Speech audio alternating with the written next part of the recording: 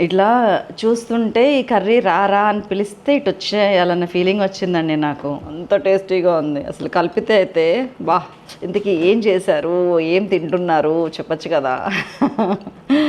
చెప్తున్నా. ఫస్ట్ కొంచెం వాటర్ ఉప్పు వేసుకొని గోకరకాయని ఆలుగడ్డని ఉడకబెట్టానండి లో ఫ్లేమ్ మీద. సో దట్ ఆ వాటర్ అంతవరకు ఎవాపరేట్ అయిపోవాలి 8 to 10 minutes. ఆ తర్వాత ఒక బౌల్ తీసుకొని అందులో ధనియాలు, జీలకర్ర, ఉప్పు, పసుపు, కారము, అల్లము, వెల్లుల్లి, పచ్చిమిరపకాయలు వేసి మంచిగా కచ్చపచ్చిగా కోర్స్ గ్రైండింగ్ చేసుకొని వచ్చాను. ఇప్పుడు పాన్ తీసుకున్నాను, మళ్ళీ కొంచెం ఆయిల్ వేసుకున్నాను.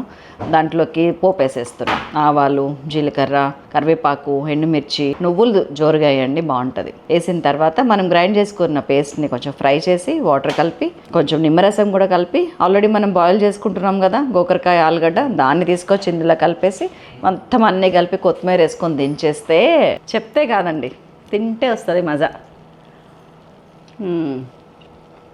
గోకరకాయ ఇట్లా విడిపోతుంది అంతే, ఆలుగడ్డ దిగిపోతుంది అంతే. అంతేనండి, చూసారు కదా. ఇంకేంటి ఆలస్యం చేసేయండి. మీకు ఎగ్జాక్ట్ కొలతలు కావాలంటే కనుక మన సైలాస్ కిచెన్లో ఫుల్ వీడియో స్ట్రీమ్ అవుతుంది, చూడండి. చాలా బాగుంది.